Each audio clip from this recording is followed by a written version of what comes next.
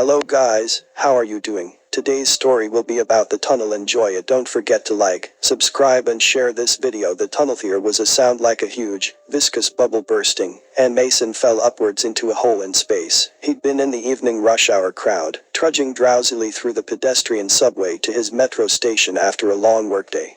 His stomach lurched as he was pulled towards the ceiling, and he went oof when he slammed into a flat surface in sudden, complete darkness. Groaning with pain, he sat up and turned on his smartphone's flashlight. He seemed to be in the same place, but where did everyone go?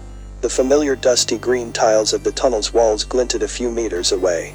When he shone the light down its length, he could see no end, and no people. There should have been a right turn a little ahead.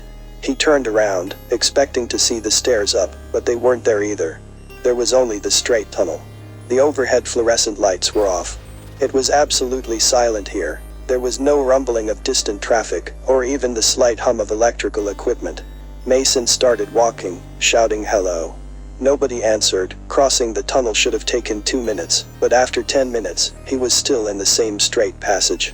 Deciding to try his luck the other way, he doubled back.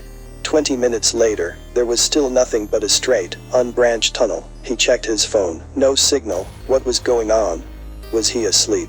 He tried to wake himself up by yelling and punching the walls. It gave him only a stinging pain and bruised knuckles. With no alternative, he traveled onward even after 2 hours at a brisk pace. He was still breathing in the stale, cool air of the straight tunnel.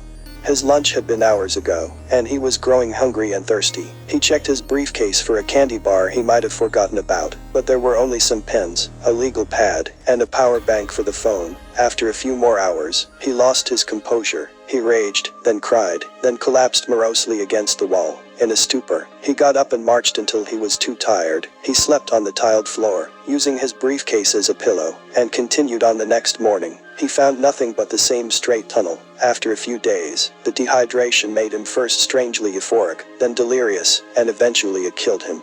Mason was walking through the tunnel with the other commuters, when there was a sound like a huge, viscous bubble bursting, and he fell into an empty, and seemingly endless version of the same subway. His flashlight revealed a figure sitting beside a rough hole in the wall. Close up, he realized the man looked exactly like him. He was, his emaciated body starting to mummify in the cool, dry air. The shoulder-wide hole went up at a 45-degree angle, and ended in dry, brown earth after about 5 meters.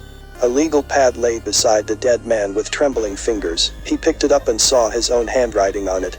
"There's no way out. We are trying to dig up to the surface. Cut pieces off of me to eat and survive longer. The eyes are easy and full of water." Mason stood up, dazed. He saw dozens of dirty metal pens with worn tips on the floor. He had the same one in his briefcase. They'd been used as makeshift pickaxes, blood-stained shanks made from keys. His apartment keys, he realized, laying nearby. Copies of his phone and his briefcase were strewn all around the dirt-covered floor. There was something else in the distance. It turned out to be more identical corpses, shriveled as ancient mummies. Hundreds of them lined the walls of the passageway. Some had been mutilated, with bits of meat cut out of their legs and buttocks. Many were eyeless, their sockets empty holes.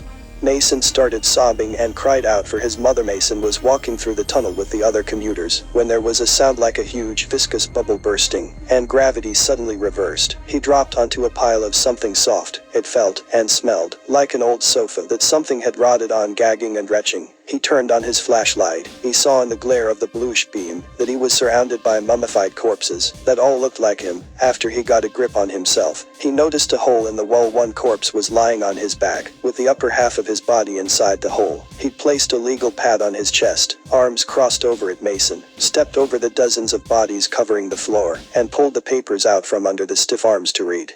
"We tried to dig our way out. The shaft just loops back to the opposite side of the wall, even though it's completely straight." Mason turned around. There it was. A roughly hewed hole in the floor near the opposite wall. "This can't be Earth. We keep being pulled into this other universe, or whatever it is." One Mason dies, the next arrives. It's happened thousands of times so far. At least we don't know why, or how. Will it end once the tunnel I filled top to bottom with dead Masons?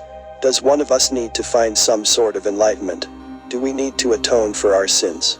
Is the real Mason already home and enjoying a pizza, and we are just copies? I don't know. None of us make it here for long. We die and go to heaven, or hell, or simple oblivion.